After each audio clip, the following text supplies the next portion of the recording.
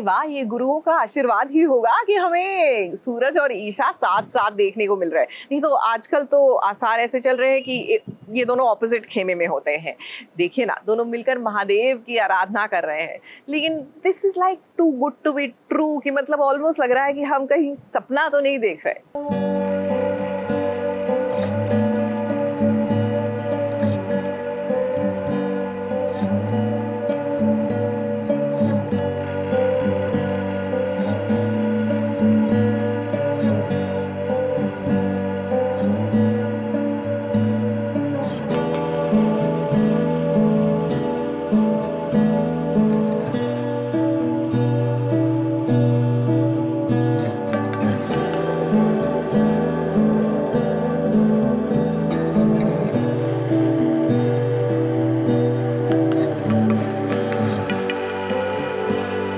सावन के महीने में भोलेनाथ की पूजा करने वाले जोड़े को भगवान का आशीर्वाद जरूर मिलता है और ऐसे में ईशा और सूरज भी इस साथ मिलकर भोलेनाथ की पूजा कर रहे हैं। देखिए तो सावन की इस पूजा के लिए ईशा ने 16 श्रृंगार किया है। हरे रंग की साड़ी और साथ में हरे रंग की चूड़ियां भी उसने पहनी है। ये वाली हेयर स्टाइल बहुत अच्छी लगती है, जो फ्लैट होती है और भर भर के गजरा होता है बालों में।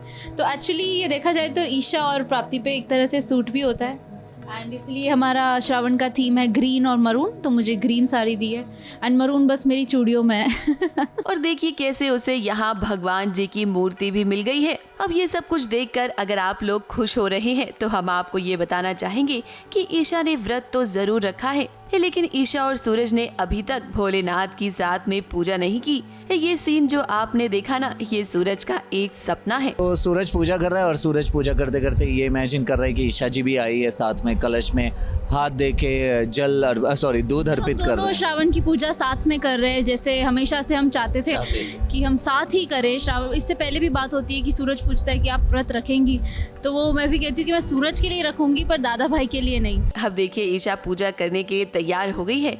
उसने व्रत तो रख लिया, मगर फिलहाल ना हमें सूरज और ईशा का मिलना थोड़ा सा मुश्किल इसीलिए लग रहा है क्योंकि अवनी इन दोनों के बीच में आ गई है। सूरज ने फैसला किया है कि वो अवनी के बच्चे को अपना नाम देगा, हालांकि वो उससे शादी नहीं करेगा। इस बात से अब ईशा नाराज हो गई है और उसने तो फैसला भी कर लिया था कि वो घर छोड़कर चली जाएगी, लेकिन फिर अवनी ने ईशा को मना लिया।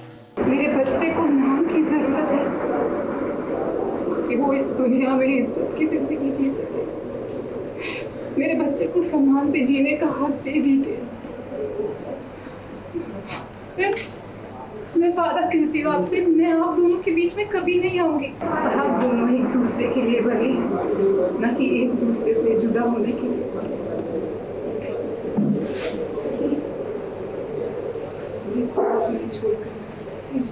अब ये सब कुछ देखकर आपको लगेगा कि अरे अवनी तो बहुत अच्छी है, लेकिन हम आपसे कहना चाहेंगे कि ईशा की तरह आप भी अवनी के झांसे में मत आइएगा, क्योंकि आने वाले ट्रैक में आप देखेंगे कि अवनी अब प्लानिंग करेगी ईशा और सूरज को अलग करने की, और इसीलिए तो उसने व्रत भी रखा है सूरज के लिए। जैसे पिछले साल बिंदिया थी, इस बार अवनी आ चुकी है।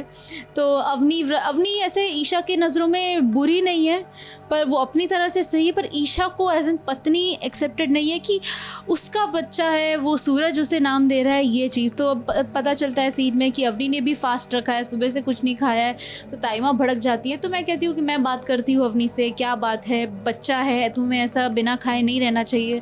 तो अवनी भी कहती है मैं अपने बच्चे के जो नाम देने वाले हैं उनके लिए लंबी उम्र के लिए व्रत रख रही हूँ। तो एक तरह से ईशा को बात खटकती है कि मेरे साथ साथ वो भी व्रत रख रही है। सूरज और ईशा अब सावन की पूजा तो करेंगे, दोनों के बीच आपको प्यारे प्यारे मोमेंट्स भी देखने को मिलेंगे, लेकिन यहाँ पर अवनी इन दोनों के बीच कबाब में हड्डी बनने की कोशिश जरूर करेगी। मुंबई से सोनू शुक्ला और कैमरामैन सुजीत मिश्रा के साथ एबीपी न्यूज रिपोर्ट।